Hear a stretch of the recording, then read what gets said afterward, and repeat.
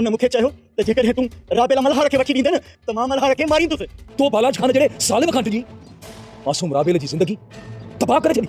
यार हाकिम सरदार जी गुलामी खां मुंह बस कई यार। तूं भल वञ मुंशी सां गॾु। तव्हांजो हुकुम मंठार जी अखियुनि ते समझो त गुलाब मरी वियो।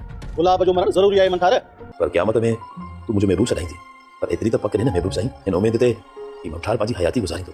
कोशिश कंदसि तो जड़े संगत सां राणी जो नसीब क़यामत खां पोइ बि न थिए। अस्सलाम वालेकुम दोस्तों, पापनगर जी न्यू अपडेट से हाज़िर थी चुका आहियूं दोस्तों। इन खां पहिरीं असांजे चैनल ते न्यू आहे तो सब्सक्राइब करे हाल ते क्लिक कयो दोस्तों। त हलूं था पंहिंजी अपडेट जे तरफ़, तव्हांखे इंतज़ार कोन था करायूं।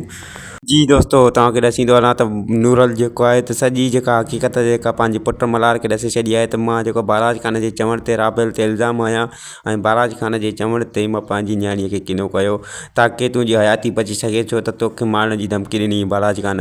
ऐं मल्हार खे इहा ख़बर पइजी चुकी आहे, हाणे जो बालाज खान ते ॾमिरजी चुको आहे दोस्तों। ऐं तमामु जल्द जेको आहे त मल्हार बालाज सां हथु अटकाईंदो दोस्तों।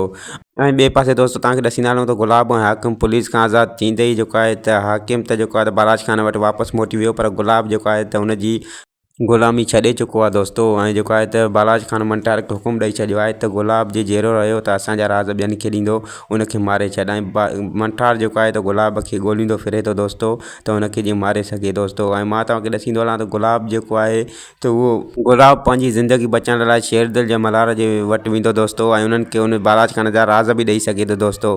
ऐं ॿिए पासे तव्हांखे ॿुधाईंदो हलां त मंठार ऐं राणी जेको आहे त हिक ॿिए सां ॻाल्हाईंदे चयो त मंठार हुनखे चयो त मूंखे भला हिन दुनिया में जेकॾहिं मोहबत नथी ॾी, हिन प्यार नथी ॾी त मूंखे क़यामत में ज़रूरु पंहिंजो कजांइ। त राणीअ चयो त अहिड़ो मुंहिंजो ख़ुदा करे त नसीब न थिए जो मां क़यामत में बि तोखे पंहिंजो करां, छो त हाणे राणी हुन खां भाॻी थी चुकी आहे। राणी जेको आहे त पंहिंजे पीउ जे ज़ुल्मनि में हुनखे शरीक ॾिसी करे ऐं हुनखे जेको आहे त इग्नोर करे थी ऐं हुन खां जेको आहे त नफ़रत करणु लॻी आहे दोस्तों। ऐं मंठार बि चाहे थो त मां सुधरी वञा, पर जेको आहे त बालाज खान मूंखे बि धिकारे छॾींदो, पोइ मां राणीअ जी मोहबत खां जेको आहे त महरूम थी वेंदुसि। इन जे करे ई जेको आहे त मंठार जेको आहे त बालाज खान जी ग़ुलामी करण ते मजबूर आहे दोस्तों। उमेद आहे त हीअ वीडियो तव्हांखे पसंदि आई हूंदी। वीडियो पसंदि अचे त लाइक सब्सक्राइब शेयर ज़रूरु कंदा दोस्तों। वरी मिलंदासीं काई न्यू वीडियो जे अपडेट सां गॾु। ख़ुदा हाफ़िज़ दोस्तों, दुआनि में यादि।